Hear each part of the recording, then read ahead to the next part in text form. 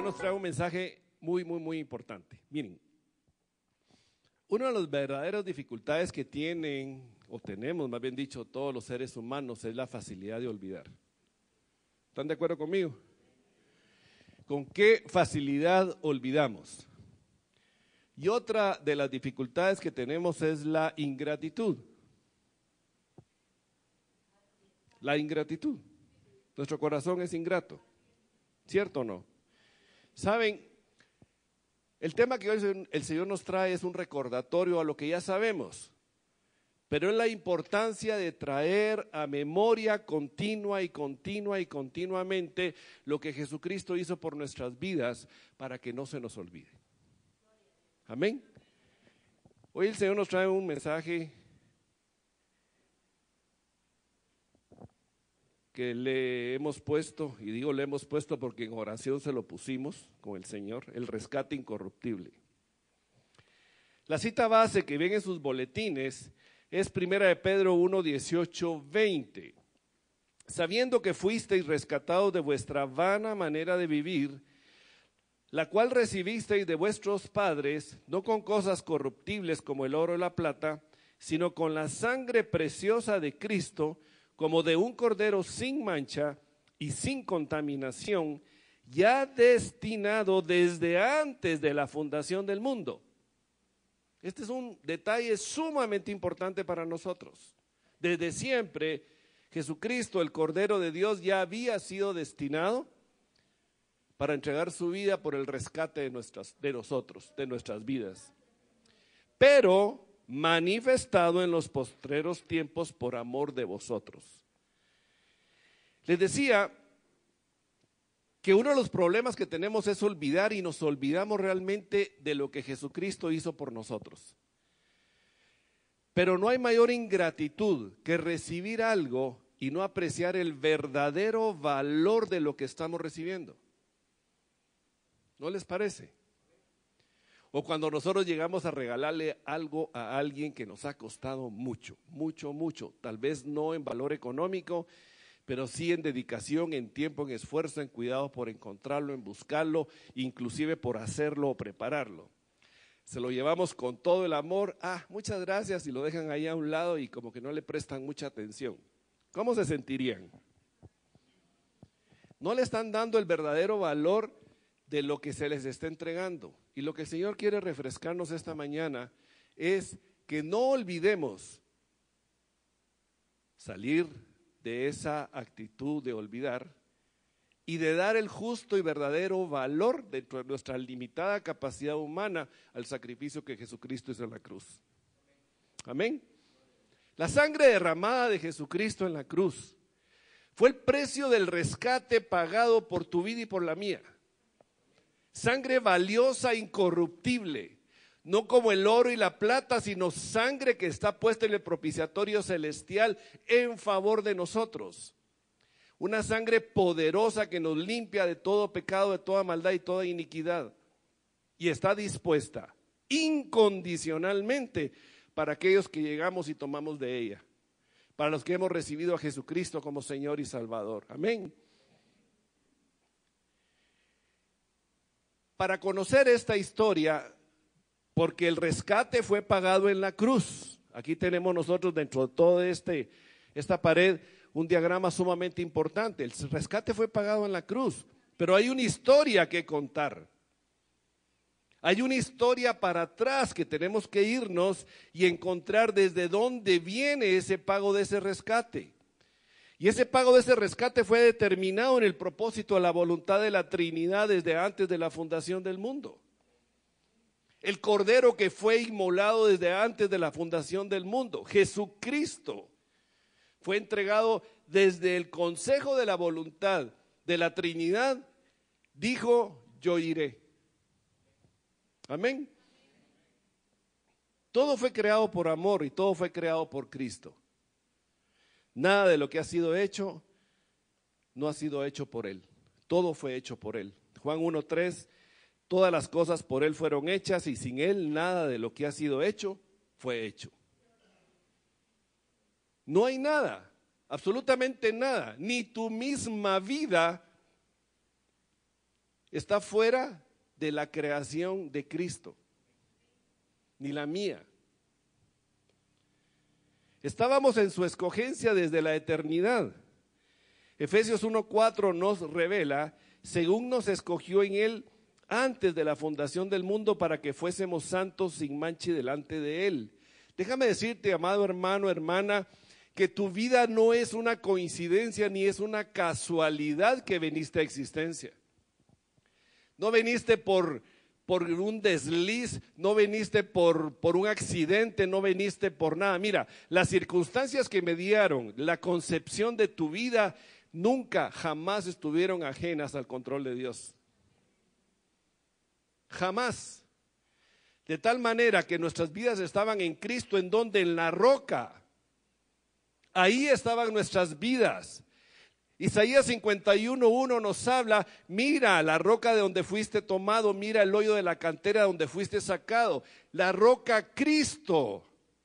Nuestras vidas estaban en Cristo mismo desde antes de la fundación del mundo. Estábamos en su mente, estábamos en su corazón. Habíamos sido dispuestos desde siempre para venir a existencia, para tomar una decisión. Con Él o sin Él, como le pasó a Adán y a Eva en el Edén. Pero Él dijo, yo iré. Gloria a Dios por Él.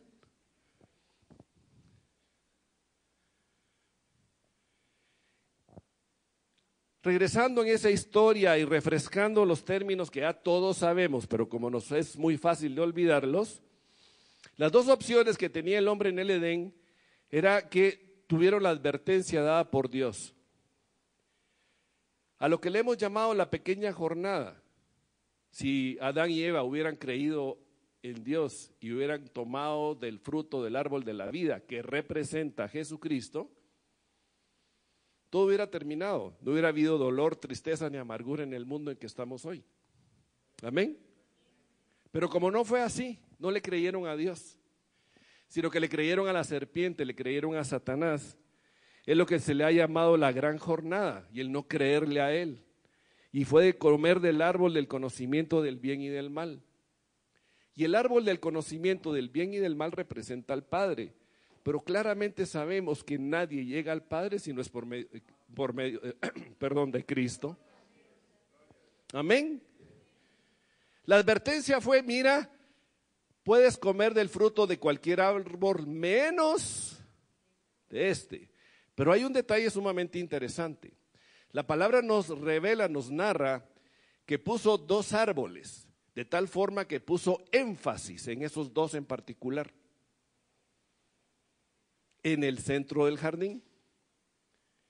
Y le dijo, si comes del fruto del árbol del conocimiento del bien y del mal, ciertamente morirás.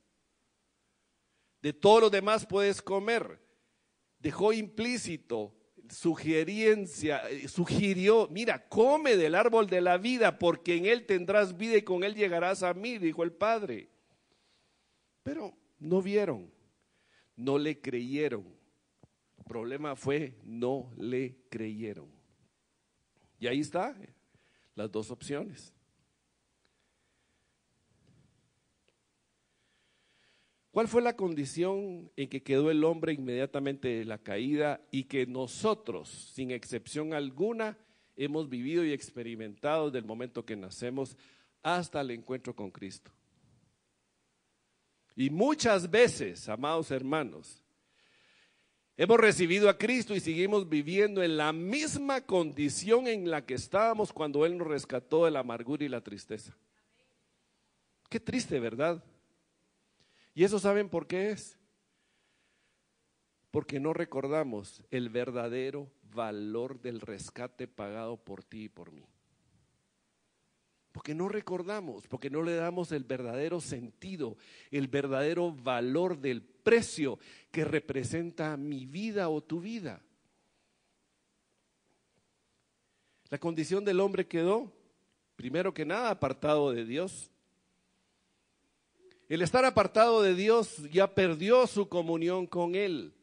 Ya el Señor no tenía esa comunión con Él cuando bajaba todas las tardes y hablaba cara a cara con el hombre. Quedó en prisión, prisionero de sus propios temores, de sus dudas, de sus tristezas, de sus amarguras, de sus frustraciones. Quedó ciego, totalmente ciego. El hombre cree que todo lo mira, que todo lo puede, pero realmente está ciego, y la palabra nos lo narra en Apocalipsis 3:17. Porque tú dices, soy rico y me he enriquecido y de ninguna cosa tengo necesidad. ¿Quién dice eso?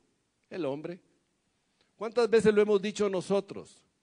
No, yo todo lo puedo, yo todo lo tengo, soy exitoso, soy exitosa. He logrado lo que he logrado con mi propio esfuerzo, con mis propias luchas. Yo soy hábil, yo tengo capacidad, y todo centrado en el yo, ¿verdad? El yo. Y nos convertimos en verdaderos y expertos jugadores de yo-yo. El yo-yo. Pero ¿cuál es la perspectiva que tiene Dios de aquel que dice que todo lo puede y todo lo tiene? ¿De acuerdo? El ciego cree que está bien, pero el que lo sabe todo y escudriña todo te dice la verdad. Y él dice, ¿y no sabes que tú eres un desventurado, miserable, pobre, ciego y desnudo? ¡Qué tremendo!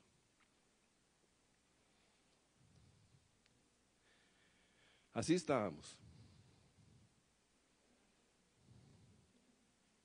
Sin rumbo y sin dirección. Caminos que parecen derechos, pero al final son caminos de muerte, nos dice Proverbios. Pero que creemos de que estamos bien, que vamos bien, que no necesitamos de nada, comamos y vivamos, que mañana moriremos porque no necesitamos nada y no iremos a ningún lugar. Es la actitud del hombre. Pero eso no es cierto. El hombre está engañado en esa condición de darse vuelta y no tiene rumbo ni dirección, no sabe a dónde va y siempre tropezándose y cayéndose del mismo lugar. ¿Cierto o no? Con dolor, tristeza, frustración, amargura. Díganme cuántas emociones encontradas tiene la persona el día de hoy que no tiene realmente el verdadero amor de Cristo en su corazón. Viviendo conforme a sus circunstancias, viviendo en función de otras personas, recordando todo lo que le han hecho en su vida en el pasado, recordando sus tristezas y amarguras de la condición en la que se encuentra en el presente, no teniendo ninguna esperanza en el futuro. ¿Cierto o no? Pero los que estamos en Cristo Jesús sí tenemos esperanza en el futuro. Y no solo en el futuro, sino en el presente vivo que tenemos, porque Cristo vive en nuestros corazones y Él es el que nos sostiene, nos guarda y nos guía y nos conduce a toda verdad. Amén. Eso cambia radicalmente nuestra posición en el mundo, en la vida. Cambia totalmente la postura que cada uno de nosotros debe tener. Cambia totalmente nuestra manera de pensar, de vivir, de caminar. Ya nuestra vida tiene un propósito, tiene una meta, tiene un objetivo. Sabemos a quién rendimos toda alabanza, toda adoración, quién es el dueño de nuestra vida y ante quién se doblan nuestras rodillas. Ya no se doblan ante el mundo, ni ante la fama, ni a la fortuna, y al querer, el tener, ni el poder, sino que se doblan ante el único Rey de reyes y Señor de señores, que es Jesucristo. Amén. Él vino a cambiarnos esta cara. Amén. Y la condición del hombre caído sin Cristo es una persona necesitada de ser rescatada por su Creador. Cristo mismo sabía en su omnisciencia que el hombre caería. Estoy convencido de ello. Y por eso dijo, desde allá, yo iré. Yo iré y entregaré mi vida por mi creación por amor. Porque no lo dejaré ni le desampararé. Y daré la última gota de mi sangre por aquellos que son objeto de mi amor. Él ahí lo estableció. Cuando él dijo, yo iré, en ese momento el cordero fue inmolado. Porque no estimó cosa que aferrarse siendo igual a Dios y se despojó de su divinidad. Ahí se despojó de su divinidad. por amor a ti y por amor a mí. ¿Somos merecedores de tanto amor, amados hermanos? ¿Verdad que no? Ahora la otra pregunta es, ¿estamos apreciando verdaderamente el valor que Él nos ha dado a nosotros? ¿Y el valor del rescate y el precio que pagó por nuestras vidas? ¿Y lo recordamos frecuentemente? ¿Verdad que con mucha facilidad olvidamos? Y con mucha facilidad caemos en ingratitud. Amén.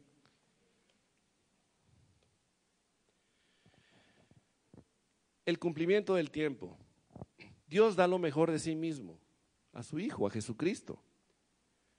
Gálatas 4:4 nos dice, pero cuando vino el cumplimiento del tiempo, Dios envió a su Hijo nacido de mujer y nacido bajo la ley. El cumplimiento del tiempo fue aquí, nacido de mujer y nacido bajo la ley, para que se manifestara el ministerio de Jesucristo, el ministerio de llegar a la cruz, de derramar su sangre, de entregar su vida por nosotros, en rescate de nosotros. Salmos 47:8 nos dice, entonces dije, he aquí, vengo. ¿Cuándo lo dijo Cristo? Allá.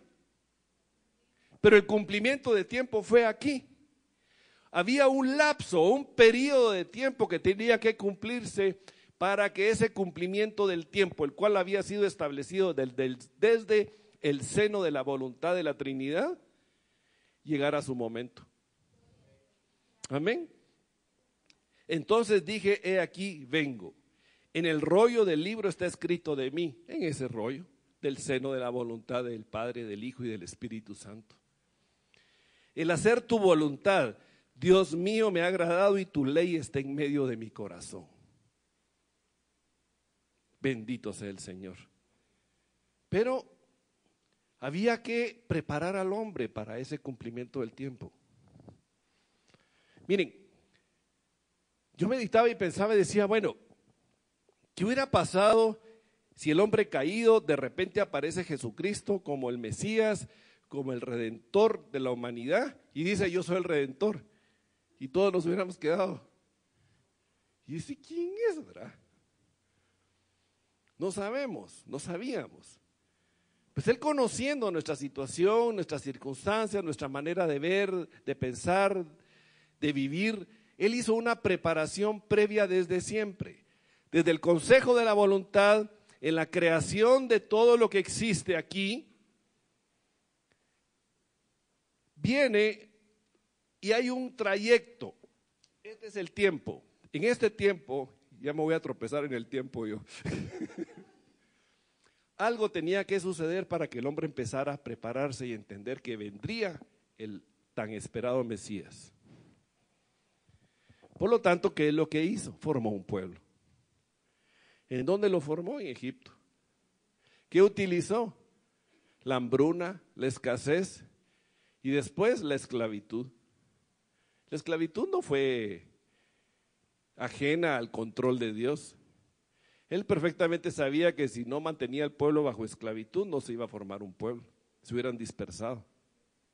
¿Cierto o no? Se hubieran dispersado. 430 años después lo saca de Egipto.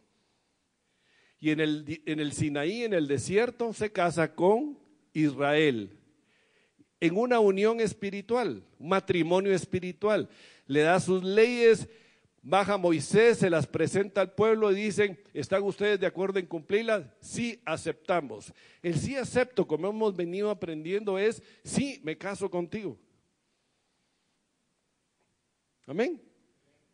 Sí, quiero ser contigo, quiero que tú seas mi Dios y yo quiero ser tu pueblo. En ese matrimonio espiritual empieza ese enamoramiento de parte de Dios, empieza a enamorar a su novia, empieza a enamorar a su pueblo, empieza a enamorar a su creación, a mostrarle sus bondades, a mostrarle su fidelidad, su misericordia, a mostrarle cuán poderoso es Él y que nada escapa a su control. Lo saca de Egipto con prodigios y milagros, abre el mar rojo, lo provee, le alimenta de maná, de provee de agua en el desierto, no les falta nada. Aún la ropa no se les desgasta durante 40 años ni el calzado. Y el pueblo ingrato. Ay, ¿para qué nos trajiste al desierto a sufrir? Mejor nos regresamos a Egipto. La ingratitud del corazón del hombre está siempre presente. Y no le damos el verdadero valor a lo que nuestro Padre precioso hace por nosotros.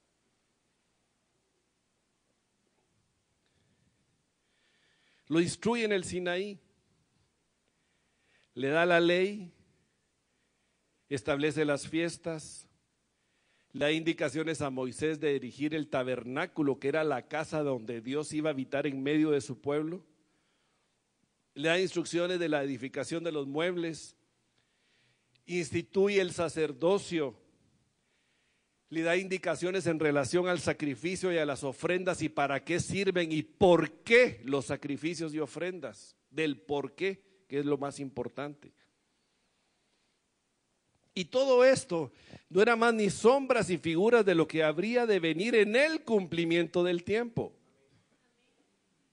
Porque tenía que prepararlo, tenía que entrar en un proceso de entendimiento, de conocimiento y de práctica y de transmisión de generación en generación hasta que se diera el momento del nacimiento de Cristo.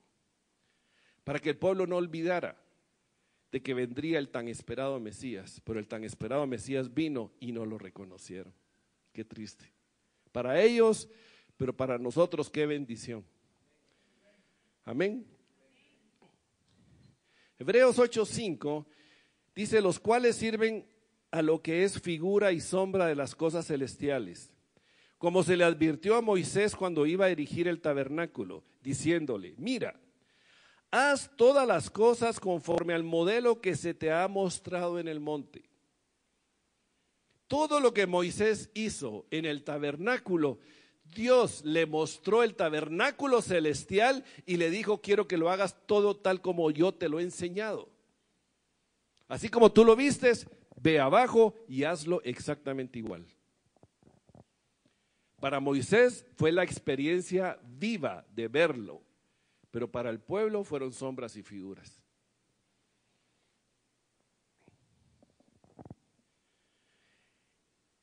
Entre los 7 muebles que el Señor le dio instrucciones a Moisés de levantar en el tabernáculo está el altar de bronce. Y el altar de bronce es la figura, sombra y figura de lo que posteriormente iba a ser la cruz de Cristo. Por eso necesitamos ver el altar de bronce y la cruz de Cristo desde nuestra propia perspectiva actual, como uno sombra y figura y lo otro una realidad en nuestras vidas. Pero ambas tienen una relevancia sumamente importante, porque una lo que hace es revelar a la otra. El altar de bronce lo que está haciendo es revelando la cruz de Cristo que vendría en el futuro, viendo desde la perspectiva del tiempo de ellos. Amén. La palabra altar en hebreo significa matar. Cristo se convirtió en el gran altar de sacrificio siendo muerto sobre la cruz del Calvario. Él murió. Y no porque lo hayan matado, sino que porque Él entregó su vida. No porque lo hayan capturado y lo llevaron a la fuerza a la cruz, sino porque Él voluntariamente caminó hacia la cruz por amor a ti, por amor a mí. Eso es algo muy importante y lo hizo no porque fue una casualidad y circunstancia del momento que se estaba viviendo históricamente, sino porque ya estaba establecido desde el principio. Amén. Ya estaba establecido desde el principio que vendría en rescate de nosotros. Dios instruyó a Moisés para hacer el tabernáculo y el primer mueble era el altar de bronce y era el mueble más alto de los 7. Así que todos aquellos que pasaban debajo de la cortina que separaba el tabernáculo, en particular del atrio, de la parte exterior del tabernáculo, lo primero que veían era el altar de bronce. Era el primer mueble. Nadie podía pasar más adelante si no era a través del altar de bronce. ¿Y qué es eso? Lo que Dios ya había establecido desde siempre. Que primero tenía que haber redención. Y el altar de bronce para nosotros representa redención. Nadie puede llegar al Padre si no es por medio de Cristo. Para nosotros en la cruz del Calvario, Cristo representa redención. Es nuestra redención. Solamente por Él podemos regresar de nuevo al seno del Padre, a la casa del Padre. Amén. Los sacerdotes no podían pasar hacia el lugar santo y lugar santísimo sin antes cumplir con el requisito de purificación por medio de sacrificio presentado en el altar. Ese sacrificio era por sí mismo. Tanto el sacerdote como todos los del pueblo que llevaban sacrificio por el pecado, llevaban su ofrenda por el sacrificio y el pecado y ponían manos sobre el animal y le transmitían, le transferían al animal sus pecados. ¿Qué hizo Cristo en la cruz? Cargó con los pecados de todos nosotros. Nosotros le transferimos en la cruz los pecados a Cristo. Imagínense ustedes, si esos pobres animales, que no tengo idea el número de los que pudieron haber sido sacrificados por el pecado de los sacerdotes y de todo el pueblo, iban ahí, le ponían manos encima, lo amarraban a los cuernos del altar y lo degollaban. Y antes de lo que degollaran pudieran haber dicho: ¿pe qué di al pelo este? Si la culpa es de este y me la está pasando a mí. ¿Y yo qué hice? Pudo haber dicho el cordero, el animalito, ¿verdad? Poniéndole un poquito de entendimiento así jocoso, que de jocoso no tenía nada. ¿Cierto o no? O que vengamos nosotros y que nos digan: bueno, mira, vas a cargar con las culpas de aquel. Pero ¿por qué yo si yo no soy responsable? Sí, pero fíjate que aquel anda prófugo, él cometió el delito y como vos estás aquí, a vos te vamos a meter a la cárcel. ¿Cómo lo verían? Eso no está bien. ¿Acaso yo cometí el delito? Pues agarren al que lo cometió, no a mí. No, pero a vos te toca, así que andate a la cárcel. Porque aquí estás. No, algo burdo, pero algo parecido, ¿no? Pues realmente el punto principal de todo esto era que ni siquiera los sacerdotes estaban excluidos del sacrificio.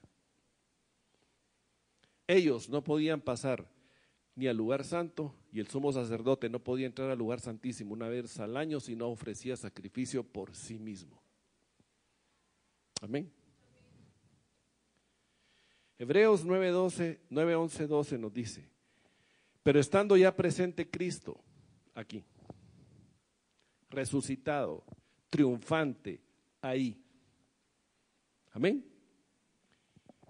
Sumo sacerdote de los bienes venideros, por el más amplio y más perfecto tabernáculo, no hecho de manos, es decir, no de esta creación. Jesucristo es nuestro tabernáculo. Y no por sangre de machos cabríos ni de becerros, sino por su propia sangre, entró una vez para siempre en el lugar santísimo, habiendo obtenido eterna redención. Gloria al Señor. Eterna redención para ti y para mí. Sacrificio dado una sola vez y para siempre. Así como en el Antiguo Testamento el Señor instruyó al pueblo de realizar sacrificios, cada quien por sus pecados, y debían realizar sacrificio una vez al año por los pecados de todo el pueblo, y el sumo sacerdote entraba con la sangre hasta el lugar santísimo y la regaba sobre el propiciatorio. Y lo que hacía ese sacrificio era cubrir el pecado durante un año, mas no lo podía quitar. Pero el sacrificio de Cristo, de una sola vez y para siempre, quita el pecado. Porque ya no hay necesidad de más sacrificios, porque ya lo hizo Él. Amén. ¿Qué uso se le daba al altar en ese entonces? Pues el altar se usaba para dos cosas. Uno era para matar, como ya comenté un poquito. Tomaban al animal, era atado en los cuernos del altar, muerto, y la sangre era colocada en el altar y derramada en la tierra. Era una manera de manifestar que por la sangre tenía que ser limpiado el pecado de quien llevaba la ofrenda puesta sobre el altar, y la que se lanzaba sobre la tierra era una figura de redimir la tierra también, porque la tierra está bajo maldición, fruto de la caída del hombre y del pecado en el Edén. Amén. Hebreos 9:22 dice: y casi todo es purificado según la ley con sangre, y sin derramamiento de sangre no se hace remisión. Si no hay derramamiento de sangre, no hay remisión de pecados. Sin el derramamiento de la sangre de Jesucristo, nosotros no hubiéramos podido tener la remisión de los pecados que Cristo hizo en favor nuestro, en esa remisión, en la cruz del Calvario. Amén. Amados hermanos, todos estos detalles que estamos viendo es un refresco y un recordatorio constante y permanente de lo que Jesucristo hizo por nosotros. Es todo el tiempo de preparación y ejecución, desde antes de la fundación del mundo hasta el momento que nos encontramos cara a cara con Cristo nosotros. Hay una historia que no debemos olvidar. Es una historia que la debemos de tener fresca, pendiente, presente en nuestras vidas todo el tiempo, de tal manera que no se nos olvide el verdadero valor del precio del rescate pagado por nuestra vida. Que no se nos olvide que nuestra vida es valiosísima, valiosísima para el Padre que entregó la vida de su Hijo. No tenemos idea, amados hermanos, no tenemos idea. Nuestra mente humana es incapaz de poder entender la magnitud, la grandeza del sacrificio de Cristo en la cruz, del valor pagado por nosotros, del valor que nos da a nosotros, de cuán amados, especiales, apreciados somos para Él. Sin importar nuestra circunstancia, sin importar la condición en la que vivimos, sin importar qué es lo que nos sucede, quién está alrededor nuestro, no importa. Cristo nos ama, Cristo ha dado su vida por nosotros, nos ha redimido, nos ha rescatado, ha inscrito nuestros nombres en el libro de la vida, en ese libro desde siempre, que ya nos había escogido, nuestros nombres los inscribió en el momento que le dijimos a Jesucristo: sí, te escojo a ti, creo en ti. Ya no dejo de ser un Adán como era antes, el incrédulo, el que no le creyó a Dios. Hoy decido creerte a ti. Amén.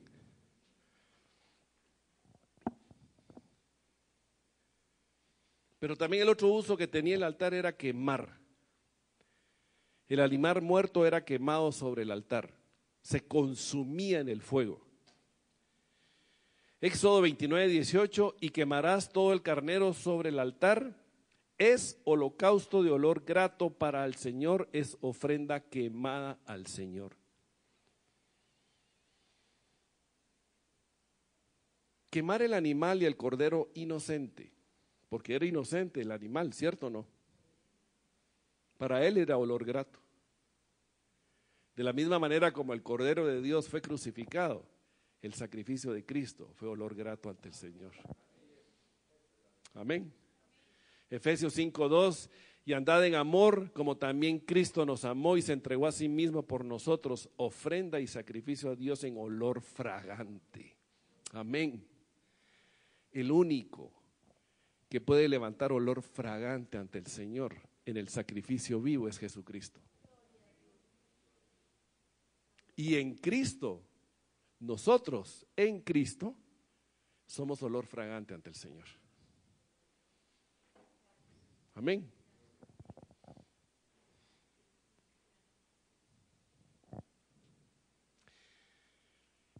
Inevitablemente el pecado merece la muerte y el infierno. Amén.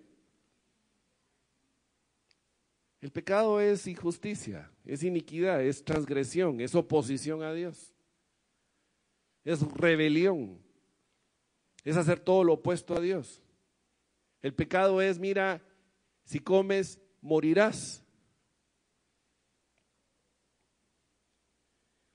Pero Jesús se convirtió en nuestro altar para recibir nuestro juicio de muerte e infierno.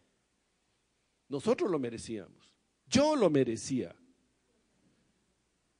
Yo merecía la muerte y el infierno, fruto de mis iniquidades, de mis pecados, de mis transgresiones, de mis rebeliones. Hablo de mí.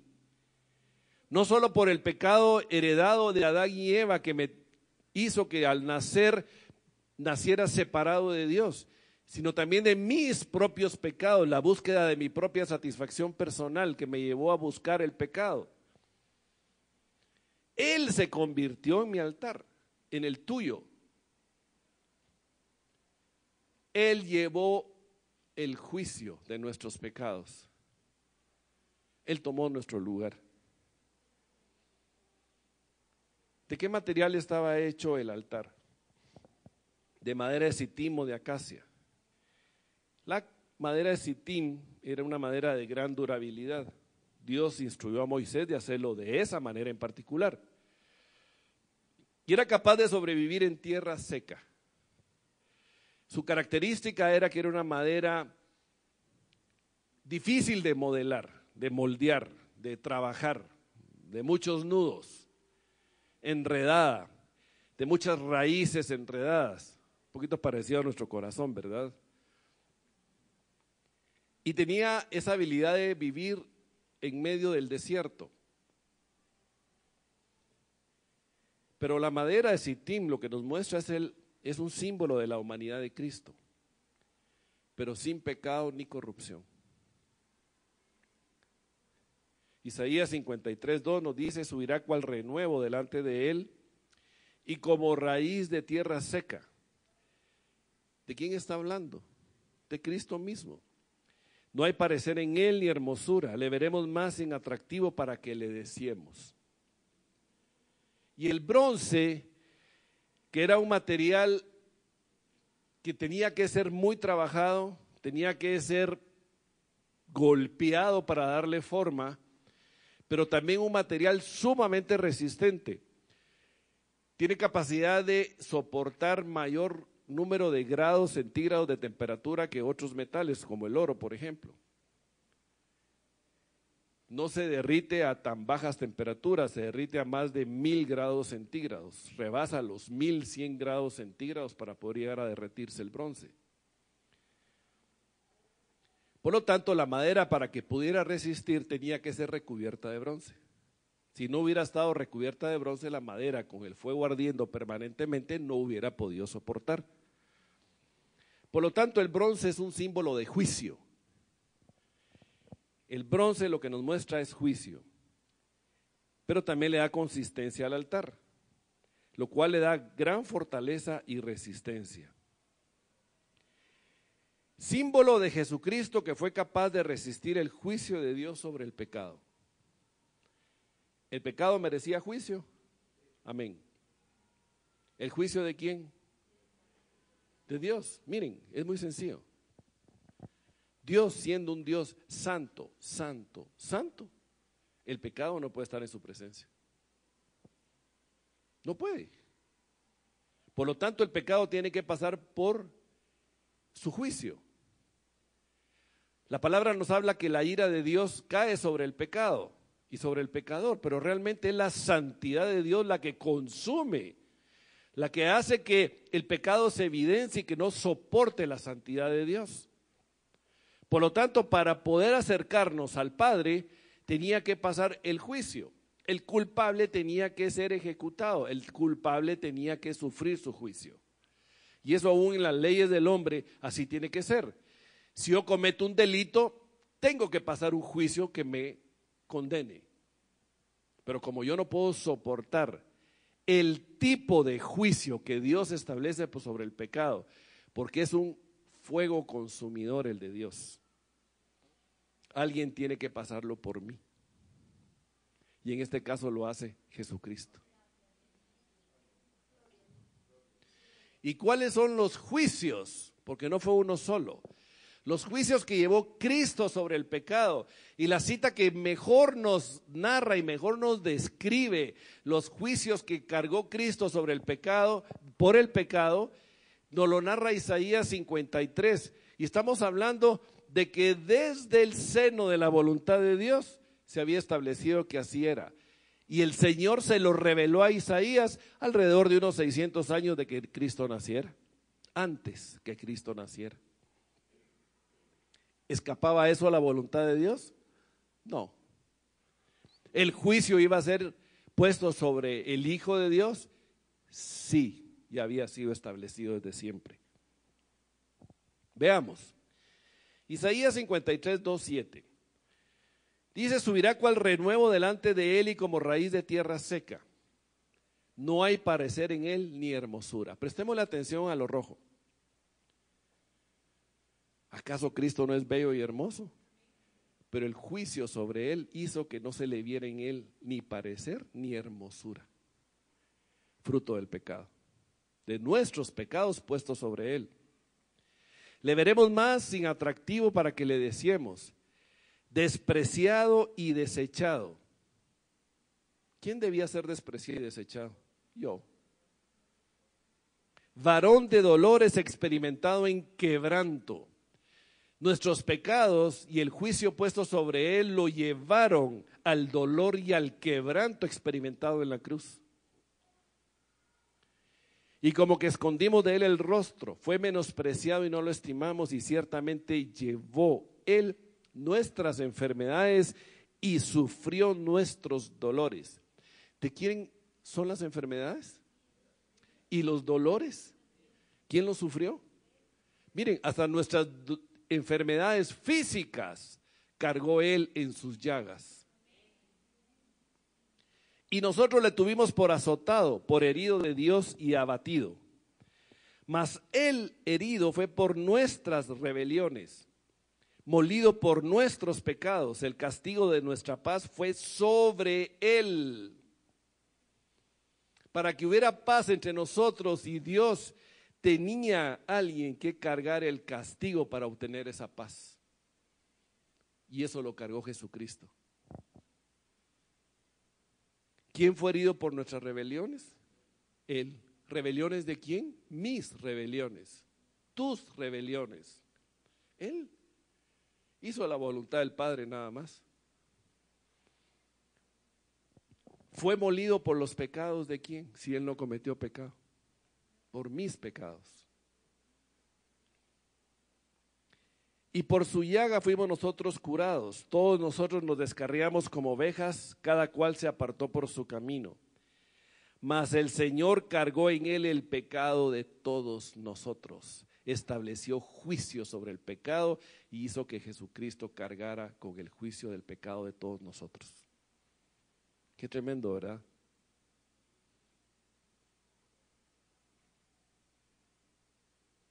Hay silencio.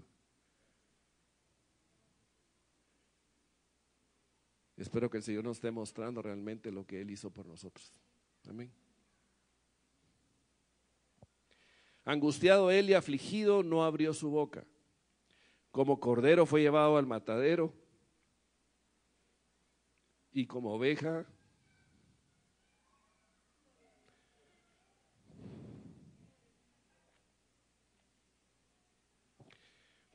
delante de sus trasquiladores se enmudeció y no abrió su boca. Perdón. Miren, no puedo dejar de conmoverme.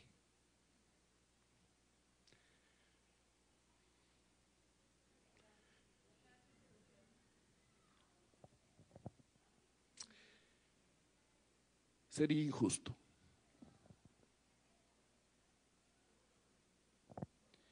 Sería injusto no reconocer lo que Él hizo por mí. ¿De dónde me sacó? ¿Quién era yo? Y lo que Él ha hecho por mí y cómo me ha perdonado, cuando yo no merecía nada. Sería injusto.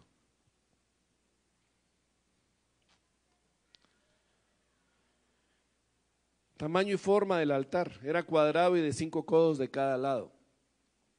5 es el número de la gracia de Dios. Y la gracia sobre los 4 puntos cardinales, lo que nos muestra que la gracia de Dios está disponible para todos. Para todos, sin excepción. La gracia de Dios abarca toda la tierra. Su misericordia cubre toda la tierra. Amén. Gloria al Señor por ello. Y su altura era de 3 codos. Y el 3 es el número de la perfección divina, el número de la Trinidad. El Padre, el Hijo y el Espíritu Santo. En la gracia, expandiéndola sobre toda creación y toda la tierra. Es un significado importantísimo. Ninguno de esos detalles escapó jamás al control de Dios. Todo tenía un mensaje importante que tenía que mostrarnos a nosotros. Efesios 3, 16, 19, para que os dé conforme a las riquezas de su gloria, el ser fortalecidos con poder en el hombre interior por su espíritu, para que habite Cristo por la fe en vuestros corazones, a fin de que arraigados y cimentados en amor, seáis plenamente capaces de comprender, que seamos capaces de comprender, con todos los santos, cuál sea la anchura, la longitud, la profundidad y la altura, y de conocer el amor de Cristo, que excede a todo conocimiento. Amén. Ahí estaba representado en el altar de bronce, el amor de Cristo, para que seáis llenos de toda plenitud de Dios. Y los cuernos son un símbolo de poder, y estos eran para ornamento en el altar. En cada una de las esquinas del altar tenía un cuerno. También símbolo de Jesucristo, que vino con el poder de la obediencia, la humildad y completa renuncia, siendo el vencedor de la muerte, el infierno y el pecado.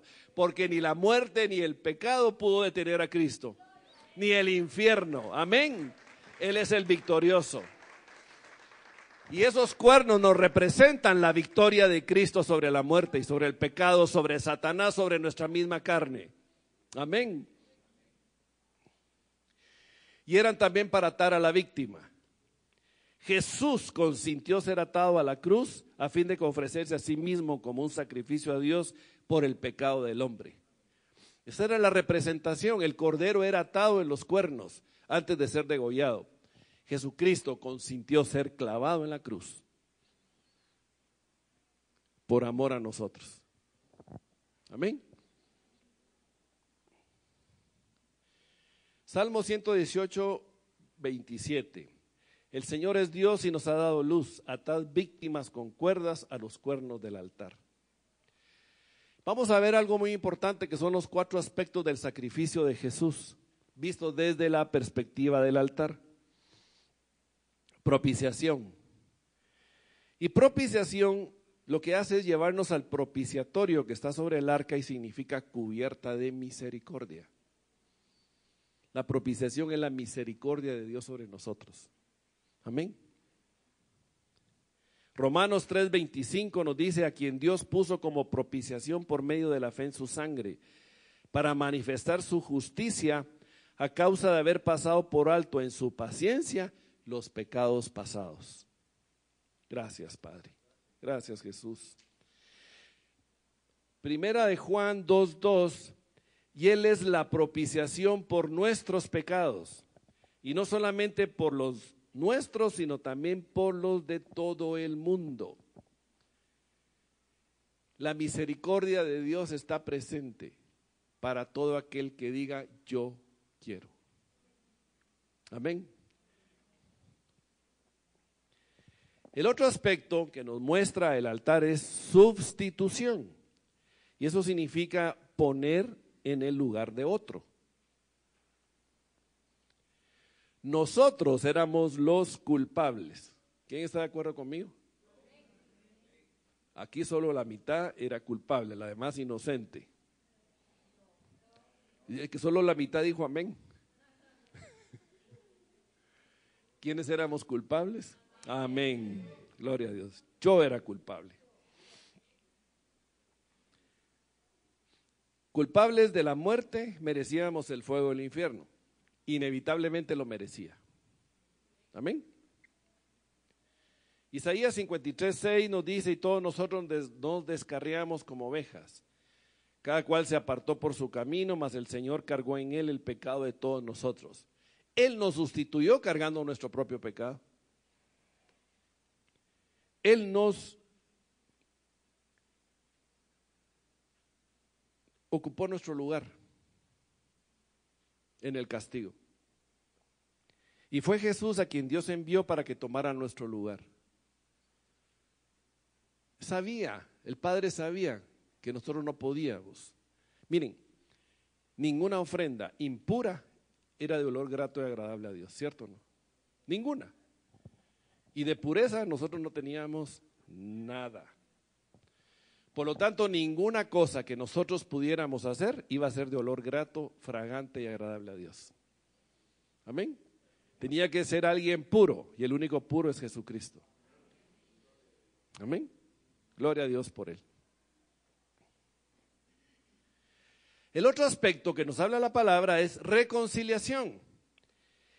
Y reconciliación significa restablecer la concordia o amistad perdidas entre dos personas que se habían enfrentado o separado. Esa es la definición del diccionario.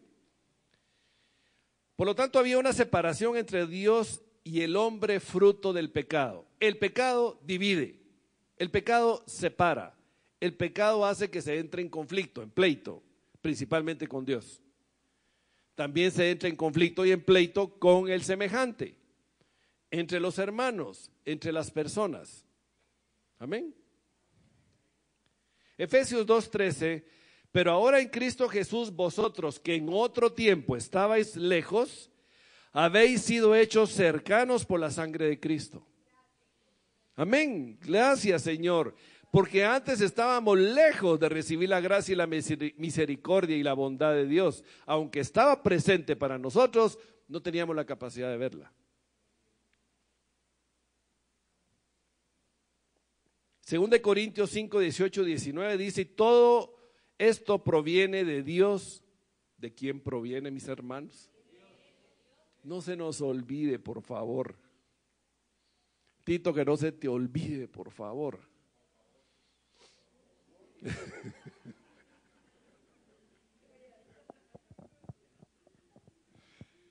Y todo esto proviene de Dios, quien nos reconcilió consigo mismo por Cristo y nos dio el ministerio de la reconciliación, que Dios estaba en Cristo reconciliando consigo al mundo, no tomándoles en cuenta a los hombres sus pecados, y nos encargó a nosotros la palabra de reconciliación.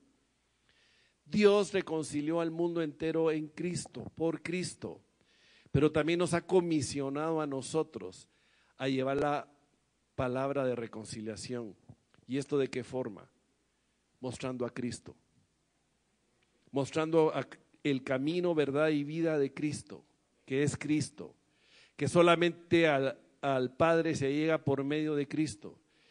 Que si alguien no tiene a Cristo en su corazón, está muerto en sus delitos y pecados y merece el infierno y la muerte.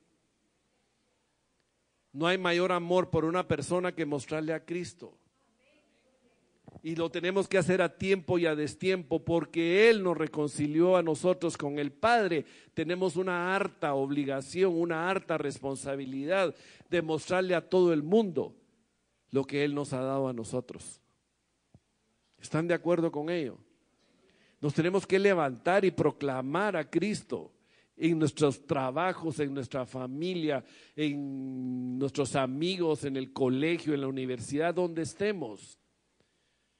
Pero principalmente proclamar a Cristo con el testimonio de vida que damos nosotros, porque Él vive en nosotros. Que seamos congruentes entre lo que hablamos, hacemos y decimos. Que no seamos religiosos, que usamos la Biblia únicamente para mostrar a Cristo y con nuestros hechos y nuestras actitudes mostramos lo opuesto. Tiene que haber una congruencia en el mensaje de la reconciliación. Tiene que haber un momento en donde yo diga, miren, yo merecía la muerte y fui reconciliado por Cristo. Era merecedor de lo malo, pero Él me rescató. Es cierto que yo era, y es cierto que todavía tengo mis luchas y mis batallas, pero Cristo vive en mí, está trabajando en mí. Amén.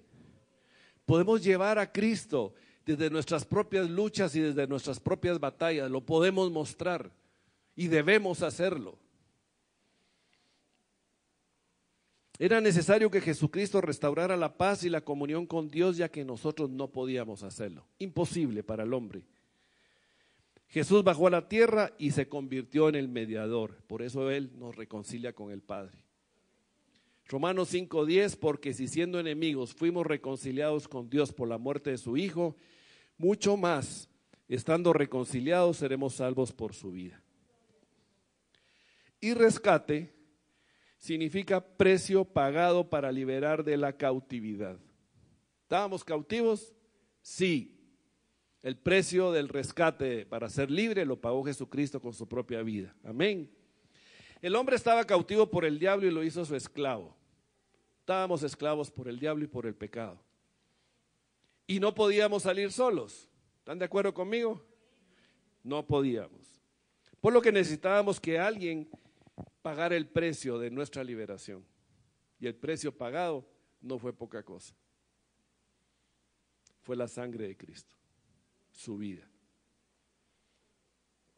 Mateo 20:28, como el Hijo de Hombre no vino para ser servido, sino para servir y para dar su vida en rescate por muchos. Colosenses 1:13, el cual nos ha librado de la potestad de las tinieblas y trasladado al reino de su amado Hijo. Amén. Gloria al Señor por ello. El fuego que ardía en el altar procedió de la misma presencia de Dios. Ese fuego no fue encendido por el hombre, fue encendido por Dios. Descendió fuego y ese fuego debía permanecer encendido siempre. Y se usó para consumir las ofrendas del todo quemadas y las ofrendas del incienso. Y es también un símbolo de la presencia del Señor. Y debía estar siempre ardiendo. Levítico 6:13, el fuego arderá continuamente en el altar, no se apagará. Era la señal visible de la adoración ininterrumpida al Señor. El fuego de la adoración. Para nosotros, amados hermanos, el fuego de la adoración, ¿dónde está?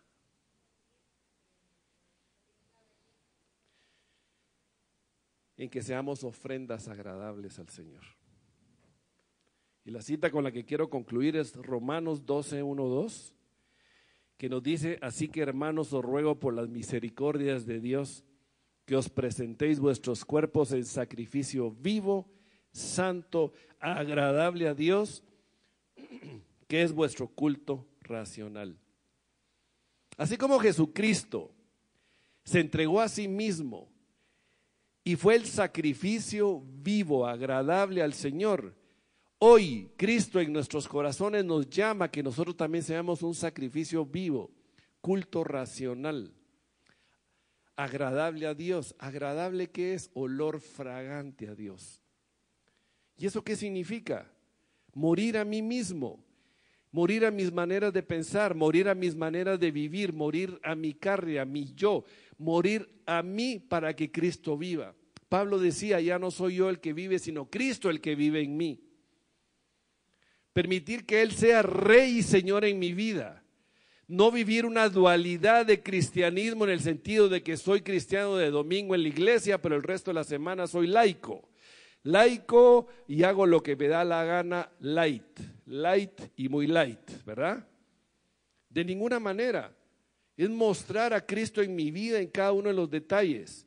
Es reconozco que no puedo, es reconocer que soy impotente y soy incapaz y que necesito de su gracia y su misericordia. Es reconocer de que Él es Rey y Señor y que yo soy un miserable, pobre, ciego, desnudo si Él no está en mí. Y que si me equivoco, acudo prontamente al trono de la gracia, a clamar gracia para el oportuno socorro y a pedir perdón. Y a tomar de esa sangre puesta en el propiciatorio celestial para que me limpia de toda maldad y toda iniquidad y todo pecado. Esperando que su obra transformadora en mi vida la concluya y la lleve a buen término el Señor. Y por eso nos dice: no os conforméis a este siglo, sino transformados por medio de la renovación de vuestro entendimiento. Cambiamos nuestra manera de pensar. ¿Para qué? Para comprobar cuál sea la buena voluntad de Dios, agradable y perfecta. Cristo desde siempre hizo la voluntad del Padre, siempre. A él le agradó hacer la voluntad del Padre. Y eso para el Padre siempre fue olor fragante. Nosotros queremos ser olor fragante para el Padre. Amén. Él nos dice, sean obedientes. ¿A quién? A mí, dice el Señor, a mi palabra y lo que mi palabra dice. Amén. Bien, creo que este es un momento de gratitud. Amén. ¿O no? Decirle, Señor, gracias por recordarme. Gracias por traerme a memoria. Y gracias porque de veras olvidé el verdadero valor del sacrificio que diste por mi vida. Así que vamos a orar. Oh Padre, gracias. En el nombre de Jesús queremos darte esta mañana. Gracias, gracias, gracias, gracias, Señor. De veras queremos darte gracias por Cristo, gracias por el sacrificio en la cruz, gracias. Gracias porque ya estaba dispuesto desde siempre, Señor, antes de que fuera creado los cielos y la tierra, de que nos formaría en amor y que vendría en nuestro rescate, porque sabías, Señor, sabías que nos iríamos como ovejas descarriadas buscando nuestros propios caminos. Gracias porque estableciste un plan maravilloso y precioso desde el principio. Gracias porque no escatimaste nada, absolutamente nada por el rescate de nuestras vidas. Gracias. Gracias, Jesús, porque no estimaste a qué aferrarte siendo igual a Dios. Siendo divino, siendo digno, siendo grande, siendo Dios, te despojaste de tu divinidad y te hiciste hombre. Y como hombre te hiciste siervo. Y como siervo fuiste a la cruz y entregaste tu vida por nosotros. Y descendiste a los infiernos y venciste los infiernos. Por eso se te ha dado nombre, sobre todo nombre, en los cielos, en la tierra y debajo de la tierra, ante el cual toda rodilla se doblará, porque Jesús es el Señor. Gracias, Jesús. Gracias por tu infinito amor y tu bondad. Gracias por rescatar mi vida de la muerte, del pecado, del infierno. Gracias. Gracias por darme sentido. Gracias porque me has dado propósito. Gracias porque has inscrito mi nombre en el libro de la vida. Gracias. Gracias, Señor, porque tus misericordias me han alcanzado. Gracias. Gracias, Señor, porque tu gracia me alcanzó. Gracias. Gracias, Señor, porque estás presente en nuestras vidas y tu Santo Espíritu nos guía, me conduce, nos lleva a toda verdad, a toda revelación, a toda dirección. Gracias. Gracias, Jesús, porque no escatimaste nada. Gracias, gracias, gracias, gracias por tu palabra escrita. Gracias porque en ella te encontramos, Señor, en ella encontramos esa verdad, esa luz, esa revelación. Gracias, gracias, Jesús. Por eso te alabamos y te bendecimos esta mañana. Queremos ser olor fragante y grato a ti, Señor. Queremos ser agradables a ti en todo tiempo, en todo momento. Y por eso clamamos tu gracia en nuestras vidas. Tu gracia en nuestras vidas, Señor. Por favor, ven a nosotros. Auxílianos.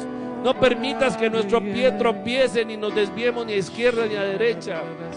Padre, amado Jesús, así como nos rescataste de la muerte, manténnos, Señor, manténnos en el camino de la rectitud, manténnos, Señor, en el camino de la verdad, manténnos en el camino de la justicia. Te lo clamamos en el nombre de Cristo. Manténnos, haznos dignos de ti, haznos ofrendas agradables a ti, Señor. Gracias, Jesús, gracias, gracias, gracias, gracias, Señor.